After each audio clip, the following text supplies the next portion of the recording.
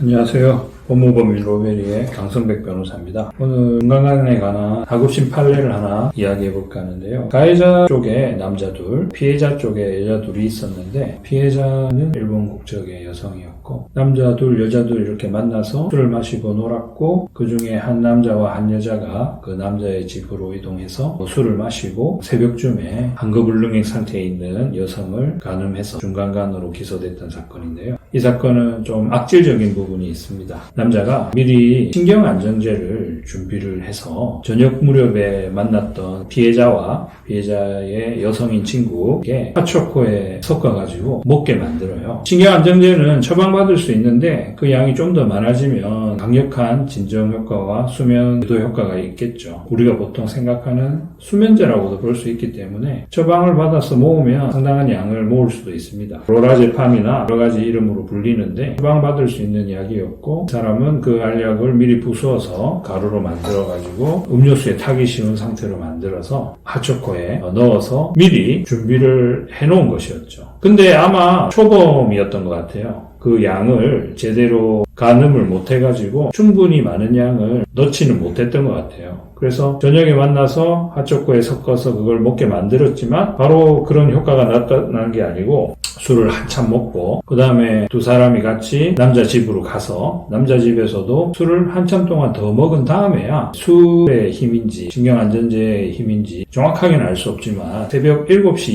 이후에서야 술과 신경안정제의 효과로 반항할 수 없는 상태, 한거불능 상태가 되었고 그 뒤에 간음을 하게 된 거였죠. 미리 신경안정제를 준비해서 혼입시킨 거는 굉장히 악질적이었고 결과적으로 이 사람은 실형을 받았지만 그 방법이 좀 미숙했던 점이 드러났고 그로 인해서 피해자가 멀쩡하게 남자의 집으로 이동하고 전에 술을 마셨던 부분들이 드러났기 때문에 반드시 이 신경안정제의 효과만으로 한거불능 상태로 유도했다까지는 판단하지 않은 거예요. 그러니까 수법은 악질적이었지만 결과적으로 그것이 영향을 미쳤다기보다는 그 이후에 다량의 술을 마신 게 영향을 미쳐서 한거불능 상태가 됐다고 본 거였죠. 그래서 실형을 받기는 받았지만 3년으로 처단형 범위 내에서 가장 약한 형을 받았고 집행유예까지 받지 못한 이유는 일본 국적의 피해자였기 때문에 합의를 할 수가 없었던 거죠. 미리 계획적으로 중간간을 준비한 악질적인 사례였지만 인터넷에서 배워가지고 해본 그런 미숙함이 있었기 때문에 약간 미수 같은 느낌으로 결과적으로 신경안정제가 한거불능 상태를 유발하는 데 직접적인 영향을 미친 것은 아닌 걸로 그렇게 판단해서 처단형은 조금 줄어들었습니다. 자기 신상정보가 고지되는 것까지는 처분을 받지는 않았어요. 신상정보가 등록만 되고 어디 이사 가거나 할 때마다 성범죄 관련 주요 보호기관에 그 사람이 이사 왔다 이렇게 통지하고 고지하는 그런 명령까지는 받지 않았는데 방법적으로 미숙했던 부분이 영향을 미쳐서 고지명령은 면제를 받았던 것 같습니다.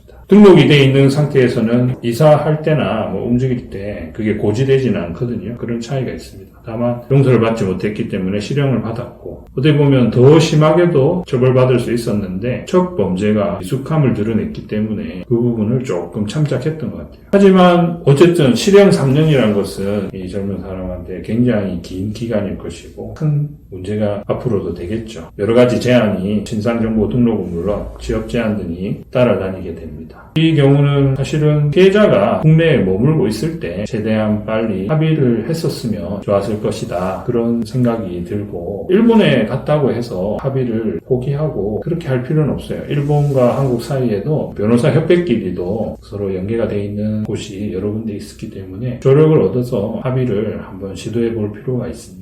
웃기는 사건이죠. 신경안정제를 먹였지만 신경안정제가 직접적으로 한거불능 상태를 유발한 건 아니고 그 뒤에 많이 마신 술이 한거불능 상태를 결국은 유발했고 그래서 이 친구는 신경안정제를 먹이고 한 12시간이 지난 후에 간음으로 나아가게 됐던 거예요. 그러니까 신경안정제 때문에 한거불능 상태가 된 건 아닌 것 같다라는 판단이 판결문에 유리한 사정으로 기재가 되었던 거죠. 이런 행동하면 안 되지만 잘못된 선택을 해서 조사를 받게 되면 합의나 이런 부분에 대해서도 끝까지 할 수 있는 바를 최대한 하는 것도 필요합니다.